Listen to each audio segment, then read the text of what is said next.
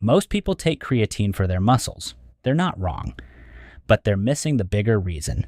Creatine isn't just about bigger arms, it's about energy, and your brain is one of the most energy-hungry organs in your body. Every time you focus, make decisions, remember something, or push through mental fatigue, your brain is spending energy. And when that system starts falling behind, you don't feel it as low ATP. You feel it as brain fog, slow thinking, poor focus, and mental fatigue. The mistake most people make is thinking their brain needs more stimulation, more caffeine, more motivation, more discipline. But sometimes the real problem is not stimulation, it's energy backup. And that's where creatine becomes way more interesting than just a gym supplement.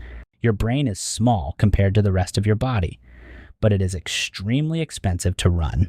It is constantly working in the background, processing information, filtering distractions, controlling emotions, and keeping you alert.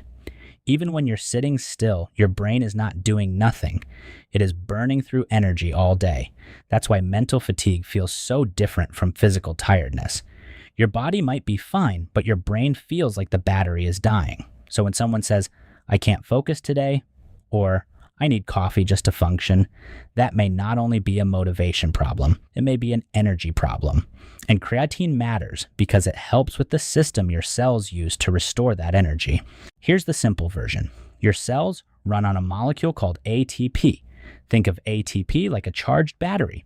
When your cell uses ATP for energy, it becomes ADP. That's the drained battery. Now the cell has to recharge it. And this is where creatine comes in. Creatine is stored in your body as phosphocreatine, which helps turn ADP back into ATP faster. That's the whole point. Creatine does not give you fake energy. It helps recycle real energy. That is the real reason creatine works so well in the gym. When your muscles are under heavy demand, they burn through ATP fast. Creatine helps regenerate that quick energy, so you may get more reps, more power, and better explosive performance. But here's the part most people miss. Your brain also depends on that same energy recycling system. The difference is that muscle benefits are easier to see. You either lifted more reps or you didn't. You either sprinted harder or you didn't. But brain benefits are harder to notice. They usually show up when your brain is under pressure, poor sleep, mental fatigue, aging, or low creatine intake from diet. That's why creatine is not best understood as a genius supplement. It's better understood as a stress buffer supplement. It may help your brain hold up better when energy demand is high. This is why two people can take the same creatine dose and have completely different experiences. One person feels nothing. Another person feels like their brain handles the day better.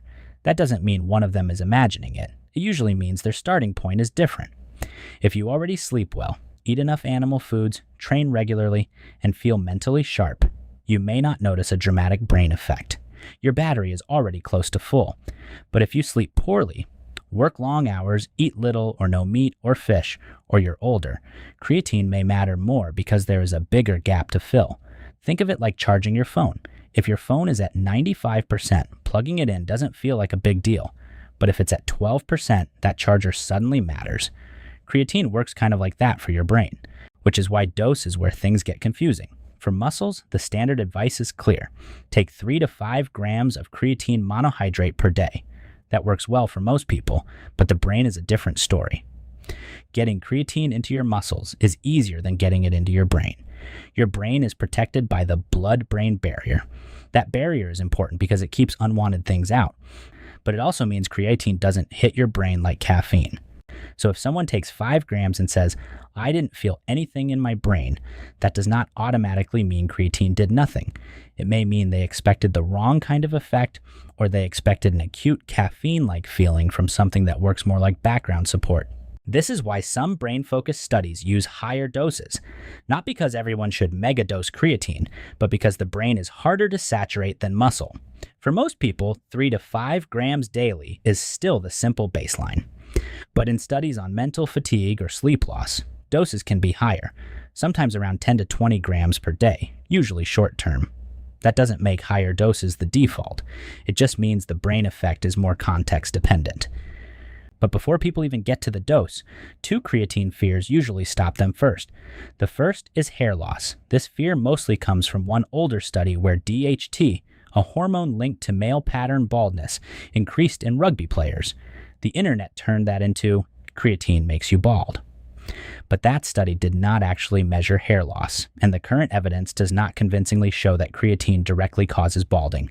The second fear is kidney damage. This usually comes from confusion around creatinine.